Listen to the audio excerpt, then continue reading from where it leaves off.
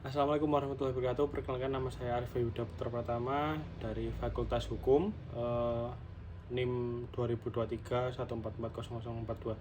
Nah, saat ini saya akan menjelaskan tentang paper saya yang kemarin telah saya buat, yaitu tentang konflik etnis Uighur dan tindakan represif pemerintah Cina di Xinjiang. Baik, untuk yang pertama, konflik di Xinjiang ini antara etnis Uighur dan pemerintahan Cina telah berlangsung lama, dipicu oleh ketegangan sejarah juga politik dan agama pula.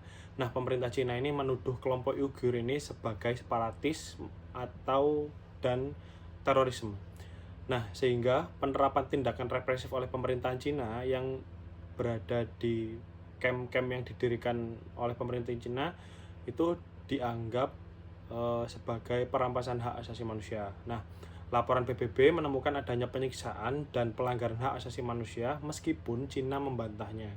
PBB dan komunitas internasional mengecam tindakan Cina, namun respon mereka cenderung lambat dan hati-hati ketika konflik ini berlangsung. Nah, konflik ini menyoroti perlunya tindakan tegas untuk menangani kasus pelanggaran hak asasi manusia. Selanjutnya, etnis Uighur yang mayoritas Muslim tinggal di Xinjiang, Tiongkok, menghadapi konflik dengan pemerintahan Tiongkok yang berakar dari ketegangan sejarah, politik, dan agama. Pemerintahan Tiongkok menuduh Uighur sebagai separatisme dan ekstremis, sehingga penerapan tindakan represif seperti camp pendidikan ulang ini memicu ketegangan internasional, yaitu memicu pelanggaran hak asasi manusia yang mendapat kecaman dari internasional. Rumusan masalah. Pada rumusan masalah kali ini ada beberapa rumusan masalah yang melatar belakangi hal tersebut. Yang pertama, bagaimana terjadinya kekerasan terhadap etnis Uighur di Xinjiang, Tiongkok. Yang kedua adalah bagaimana sikap internasional terhadap konflik dan pelanggaran hak asasi manusia di Xinjiang. Yang ketiga, apa solusi yang dapat diusulkan untuk menyelesaikan konflik di Xinjiang yang melibatkan etnis Uighur. Penelitian yang saya buat ini menggunakan metode kualitatif deskriptif untuk menganalisis konflik etnis Uighur di Xinjiang dan tindakan pemerintah Cina. Data diperoleh melalui studi literatur dari berbagai sumber seperti laporan PBB, artikel jurnal, berita, dan dokumen terkait lainnya. Pendekatan ini memungkinkan penelitian untuk memahami dinamika konflik dan tindakan represif yang diterapkan oleh pemerintahan Cina terhadap etnis Uighur. Analisis yang dilakukan dengan cara mengidentifikasi tema-tema utama terkait pelanggaran asasi manusia, respon internasional, dan upaya penyelesaian konflik. Teknik pengumpulan data mencakup penelusuran dokumen resmi, publikasi ilmiah, dan sumber-sumber berita terpercaya.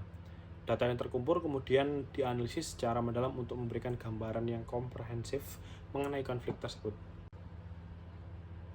Selanjutnya, analisis yang saya buat yang pertama yaitu kekerasan terhadap etnis Uighur di Xinjiang. Nah, Xinjiang ini telah mengalami berbagai pergantian pemerintahan sepanjang sejarahnya.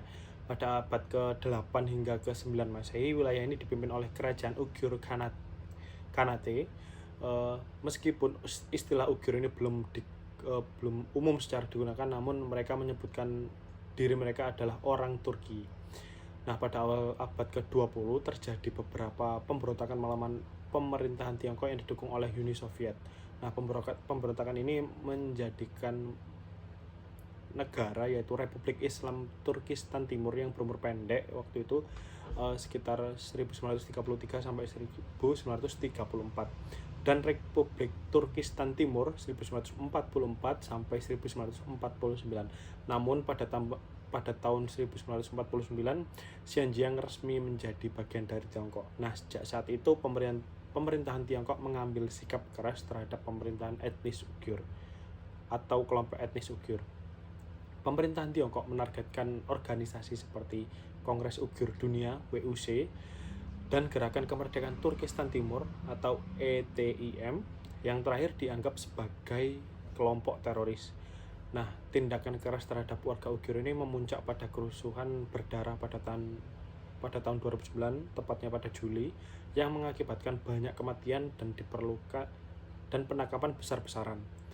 Pemerintahan Tiongkok mengklaim langkah-langkah tersebut diperlukan untuk melawan ekstremisme, termasuk kekhawatiran tentang penyebaran ideologi ISIS di kalangan komunitas Uighur. Sebagai respon pemerintah pemerintah membangun camp-camp khusus untuk mendidik kembali warga-warga Uyghur. Nah, selanjutnya yaitu sikap internasional terhadap konflik dan pelanggaran hak asasi manusia di Xinjiang.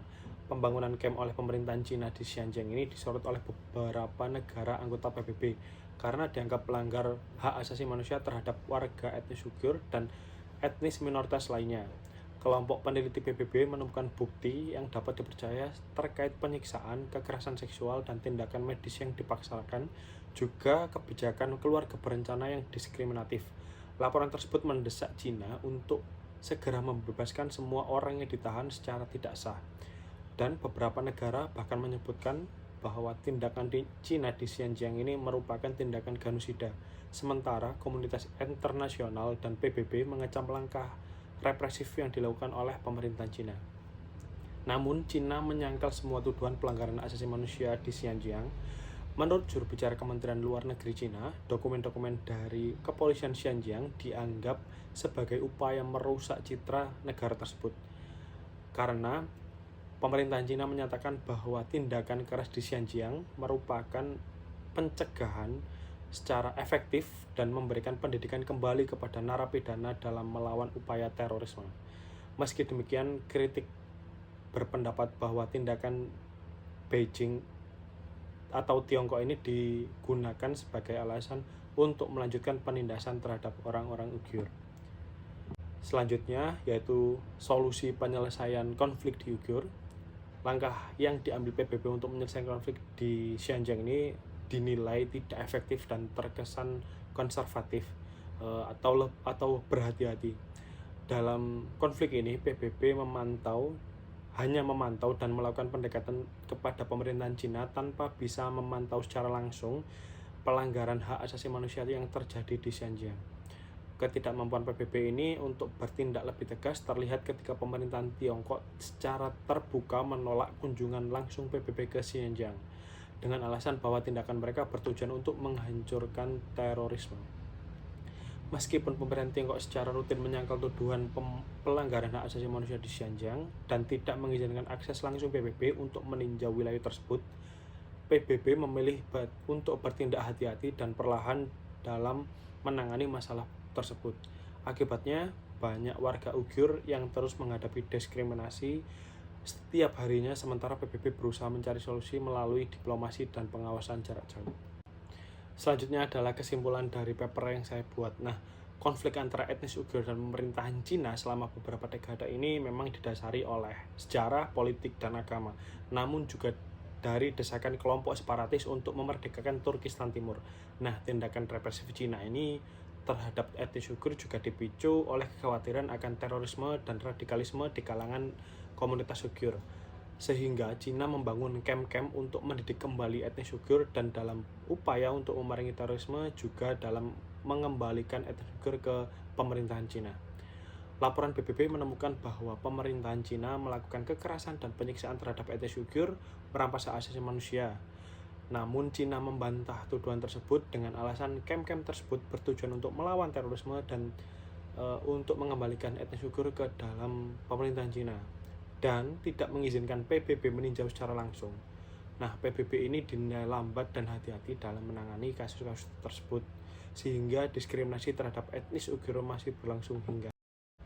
Sekian yang bisa saya sampaikan. Terima kasih. Wassalamualaikum warahmatullahi wabarakatuh.